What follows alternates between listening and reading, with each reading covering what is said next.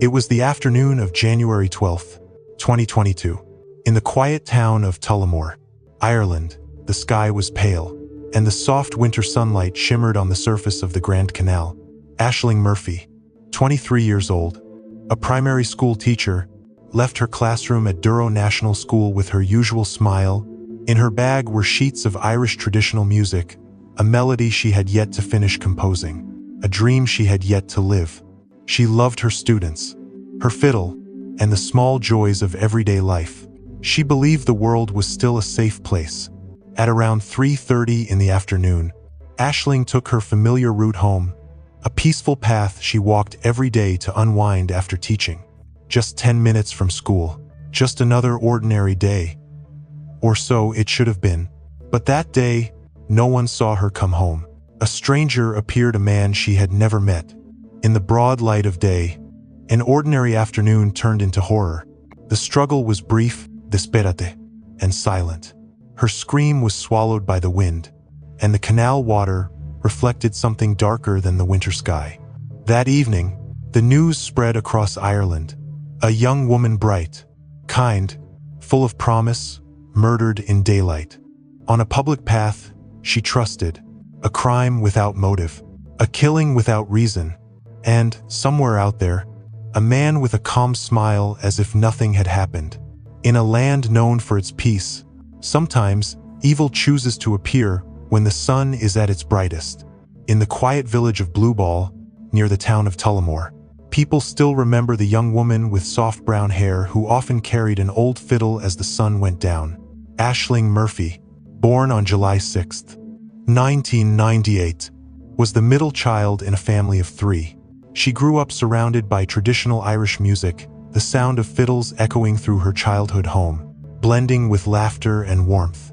Ashling wasn't just a devoted teacher at Duro National School, she was also a gifted musician. Music was her peace, her language, her sanctuary. She dreamed of one day turning her passion into a full career. But for now, she chose to teach because she believed that education is the gentlest way to change the world. Her friends described her as radiant, endlessly kind, and filled with an almost naive optimism about life. But the ones who believe most deeply in goodness often never see the darkness coming.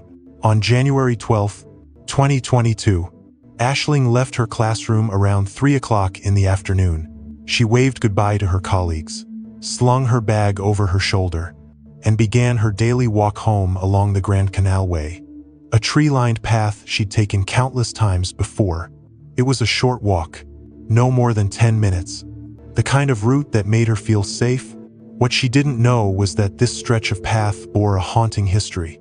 It was named Fiona Pender Way, after a 25-year-old pregnant woman who vanished there in 1996, her body never found. It was as if that road had kept a silent memory of fear, waiting to awaken again. At around 3:30, the light began to fade over the canal. Ashling walked alone, earphones in, her pace steady. Then, a man appeared, a stranger in his 30s, dressed in black. He approached her without warning. What happened next lasted only moments but changed everything. She fought. She fought harder than anyone could imagine, swinging her keys, scratching, trying to escape. On her fingernails, she left traces of her struggle, the DNA that would later speak for her when she no longer could. 2 women jogging on the opposite side of the canal saw the commotion. They heard muffled sounds, saw a small figure pinned to the ground, her legs still kicking. They screamed, ran for help. But by the time Gardai, the Irish police, arrived, it was too late. Ashling Murphy, the teacher who taught children to sing, who played music for her community, lay still by the roadside, her eyes open, as if asking why. No one could answer. There was no motive, no robbery, no connection, just an act of senseless brutality that shattered a nation's peace. That evening, as police lights flickered against the water of the Grand Canal, one truth became painfully clear. Evil doesn't always come from the shadows. Sometimes it walks beside us in broad daylight. That afternoon, only minutes after the emergency call came in, Gardai, the National Police of Ireland, arrived at the scene. What they found was unbearable. Ashling Murphy lay beside the canal bank, her body partially covered in grass and mud. Her phone had fallen a few feet away, her keychain still clenched in her hand, the only weapon she had tried to use to survive. Signs of a violent struggle were everywhere. There was blood, bruising, and deep scratches that hinted at desperation. Forensic officers collected every trace, knowing that somewhere within the chaos, the killer had left a piece of himself behind. And indeed, beneath Ashling's fingernails, they discovered something crucial: fragments of DNA. 2 witnesses came forward. Both women had been jogging on the opposite side of the canal. Their description was brief but chilling. A man in his 30s, dressed in black, fleeing the scene on a bicycle. Within hours, the small town of Tullamore fell into silence. Fear spread faster than the news itself. Women stopped walking alone. Parents clutched their children tighter. In every home, people whispered the same question: if this could happen to Ashling, who could ever feel safe again? Gardai sealed off the entire Grand Canal way and launched a large-scale investigation. Dozens of officers combed the area, gathering CCTV footage from nearby shops and homes.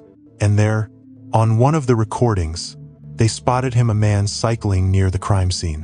Wearing black, his name was Radu Floricel, a 40-year-old Romanian living nearby. He was arrested that night. The timeline matched. CCTV placed him near the canal. He had even used a credit card at a nearby shop moments before the attack. For a brief moment, Ireland exhaled. They thought the killer had been found. But justice rarely comes so easily.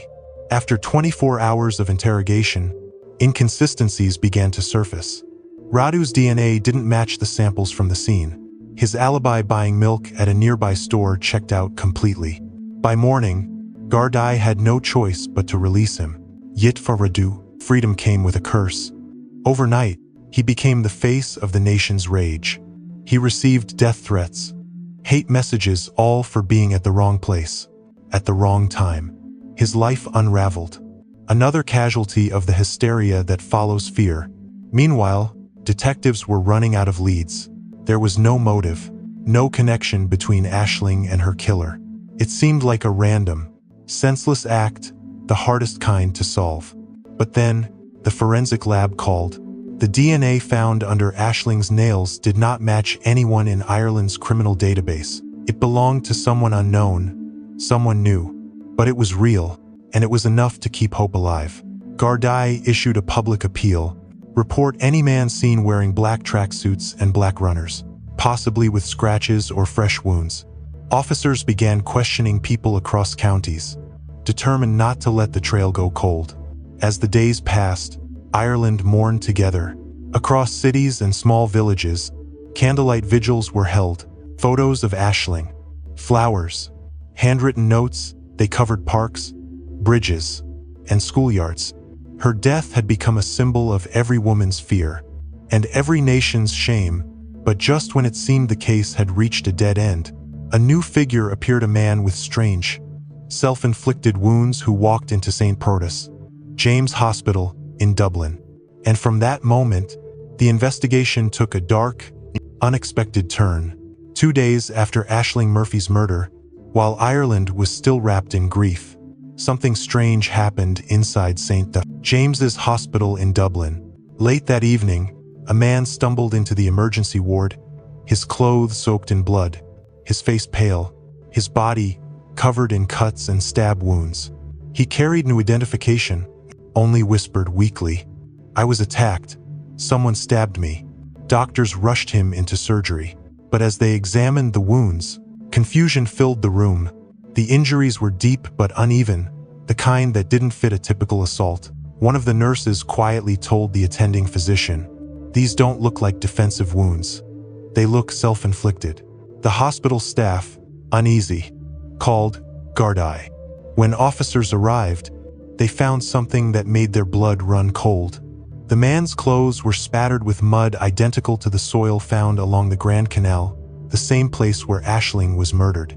Inside his pockets were a phone, a black jacket, and small traces of blood that didn't match his own. His name was Joseph Puska, a 31-year-old Slovakian national living in Mukle, just a few miles from Tullamore. On paper, he was a quiet, law-abiding man, no criminal record in either Slovakia or Ireland. No known history of violence. His neighbors described him as politi, a bit withdrawn. Someone who often cycled through town without saying much more than a soft hello. But the moment detectives looked into his eyes, they felt it a void. A strange calmness that hid something far darker. While still recovering in his hospital bed, an officer from Gardai casually approached to check his condition. Without being asked a single question, Puska suddenly spoke. "I didn't mean to hurt her," he said softly. "I just panicked." The room went silent. No one had mentioned Ashling. No one had said her. Yet, somehow, he already knew. That single slip shattered the fragile calm and sealed his fate. Gardai immediately secured a warrant and raided Puska's residence in Dublin and Offaly. They seized 2 cars, including a taxi suspected of transporting him to the hospital. Forensic teams searched the canal again, this time with renewed focus. The results were undeniable. The DNA under Ashling's fingernails matched Joseph Puska perfectly. The pieces fell into place. On the day of the murder, CCTV footage captured Puska cycling along the canal, following 2 other women earlier that afternoon. He didn't attack them, perhaps waiting for the right opportunity. Then he saw Ashling walking alone, listening to music, unaware of what was coming. He followed, confronted, and killed her. During the struggle, she scratched him, leaving the evidence that would ultimately expose him. Investigators saw not just a killer, but a psychological fracture, a man driven by impulses he couldn't control, seeking dominación, not gain. A predator born not of poverty or hatred, but of distorted power and fear. When news broke that a suspect had been arrested, Ireland exhaled again. But relief was fleeting, because while the law had caught the man, no one could capture the loss he left behind. That same week, in the small village of Blueball, hundreds gathered for Ashling's funeral. As her coffin was carried through the crowd, fiddlers played her favorite tune, the one she used to practice after class. The melody floated through the cold January air, fragile and haunting the song of a life interrupted. On January 18, 2022, 6 days after the murder, the people of Blueball stood in silence as Ashling Murphy's coffin passed through the village. Hundreds lined the streets, candles in their hands, faces pale in the winter air. At that same moment, in a hospital room in Dublin, Joseph Puska opened his eyes after surgery. 2 Gardai officers entered to check on him. Before they could even ask a single question, Puska spoke, his voice hoarse but steady. "I didn't mean to kill her. I panicked." No one had mentioned Ashling's name. No one had said her. And yet, somehow, he already knew. That single sentence turned suspicion into certainty. Once he was discharged, Puska was arrested and charged with murder. When he was brought to Tullamore District Court, the streets outside were packed with furious citizens. People shouted his name, threw bottles, screamed for justice. Inside, Ashling's family sat quietly, clutching framed photos of her, the girl who had brought music, kindness, and light to so many. In the courtroom, Puska showed little emotion. His expression was calm, almost empty. His defense team claimed that he had been under strong pain medication and suffered from memory loss. He withdrew his confession, saying he remembered nothing from that day. But the evidence told another story, one written in blood, timestamps, and cold precision. Investigators presented CCTV footage showing Puska cycling near the Grand Canal hours before the attack, following 2 women in the same area. He had been circling, watching, waiting. DNA recovered from beneath Ashling's fingernails matched his genetic profile exactly. An eyewitness testified. She saw a man pinning a woman to the ground, her legs kicking underneath him. When she shouted, the man turned and yelled, "Go away," before fleeing. Forensic scientists explained how mud on Puska's shoes matched soil from the canal bank. Even the fibers on his clothes carried traces of Ashling's blood. Every fragment, every sample, painted a single, damning picture. In court, a medical expert dismantled the defense's argument. The pain medication Puska had received, he said, was not nearly strong enough to cause amnesia. People don't forget something like that, the doctor stated. They just don't want to remember. The jury watched as Puska sat motionless. He did not cry.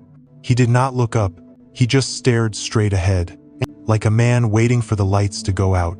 Throughout the trial, Ryan Casey, Ashling's boyfriend, was there every day. He never spoke, never left early. He sat in the front row, gripping her photo, the one where she smiled under a summer sun. When the court described how Ashling had fought back, how she'd scratched her killer's skin to the very end, Ryan's eyes filled with tears that never fell. On November 9th, 2023, nearly 2 years after the murder, the verdict came. Joseph Puska was found guilty of murder. He had stabbed Ashling 11 times in the neck, killing her instantly. When the words guilty echoed through the courtroom, the entire nation seemed to pause. Outside, people wept. Some clapped not from triumph, but from relief that justice, at last, had a voice. But for Ashling's loved ones, no sentence could bring peace. The man was in prison. Yes, but the woman who filled their lives with music and light was gone forever. Justice can be served, a reporter wrote, but it can never make the world whole again. On November 17th, 2023, when the judge finally pronounced a life sentence for Joseph Puska, the courtroom fell silent. There were no cheers, no applause, only the sound of quiet, sobbing and trembling breaths. Justice had been served.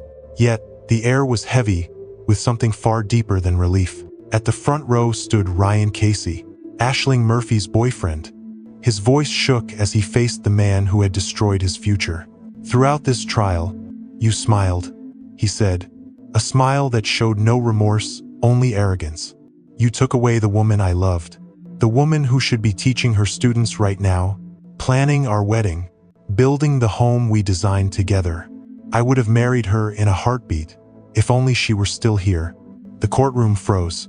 Behind Ryan, Ashling's family clung to each other, her mother sobbing quietly, her brother gripping her hand, trying to stay strong. Outside, in the village of Blueball, hundreds gathered again by the Grand Canal, holding candles that flickered in the cold wind. Flowers and photographs covered the riverside. One note left among them read, Ashling, your light will never go out. It has only changed form from sunlight to the flame of justice. And as dusk fell, those candles reflected off the still water, the same canal where her life had ended now glowing with the warmth of remembrance. Justice was delivered, but true fairness is a myth because no sentence can ever fill the void left behind. Some murders don't just take a life, they take away trust, safety, and the innocence of an entire community. He was sentenced. But for us, a relative later said, the pain will never end.